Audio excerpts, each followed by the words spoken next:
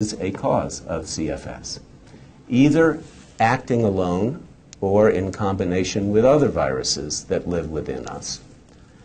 Or it could mean that this virus is actually pretty common inside most of us, but in very small numbers, so it's hard to pick it up on tests that we have today with today's technology. And in CFS, there's something that goes wrong with the immune system, for which I've already summarized the evidence, and that this virus is asleep within us and it gets awakened by the immune dysfunction, but it's not a cause of the illness. It's the cart, not the horse. It's the horse, rather, not the cart. So it could be a cause. It could be just a reflection of the illness, not a cause. And we obviously don't even know yet that it is associated with CFS. But if it should be found, we still wouldn't show with that association that it was a cause. But there are ways of looking at whether it's a cause, the most obvious of which would be to use medication that, at least in the test tube, kills the virus. If that kind of medication led to lower levels of the virus in the body and to people feeling a lot better, that would be pretty good evidence that it was a cause. But we're not there yet. We don't yet know that this virus is associated, and we certainly don't know if it is a causal agent. And as I've said, while a big part of me wishes that a single germ could be found to explain all cases of this illness, because that would make everyone's work trying to figure it out and cure it a lot simpler. I have never believed that it's going to be that simple. I think that we already know, and I've summarized some of the evidence, that several other infectious agents can trigger this illness. And maybe XMRV will prove to be one of them. Maybe an uncommon cause, maybe a common cause. We just don't know yet. So, viruses and CFS, just to summarize my own current view, is that infectious agents, most of them viruses, but sometimes bacteria, can probably trigger and perpetuate CFS. I think there's enough evidence in the literature of that now to say that that's pretty well established. The agents all share a common property. They can't be eradicated by the immune system. There's now solid evidence that CFS can follow a new infection. I showed you the Australia study that nailed that to most everyone's satisfaction.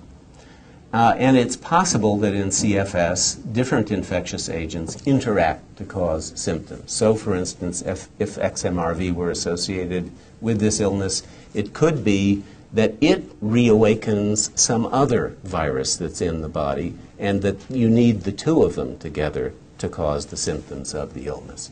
That, tough to study, but doable, and first we've got to find an association and then pursue it. Next slide. So in closing, if I think back to the first talk I gave to this group, now more than 20 years ago, it was a time when there were a lot of people who were sick. Most of the world around them, certainly including the medical community, really did not necessarily believe that they were sick with a biologically based illness, and certainly didn't begin to have diagnostic tests available or treatments available. Now it's 20 years later, 5,000 research papers later, hundreds of laboratories around the world studying this illness.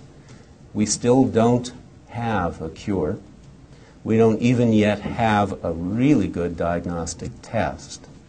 But looking at it from the trenches of a physician and a scientist who has studied this illness over 20 years, I am very impressed by how much we have learned, and by how attitudes around me in the medical community have changed. They haven't fully changed to the degree I would like. There are still some skeptics.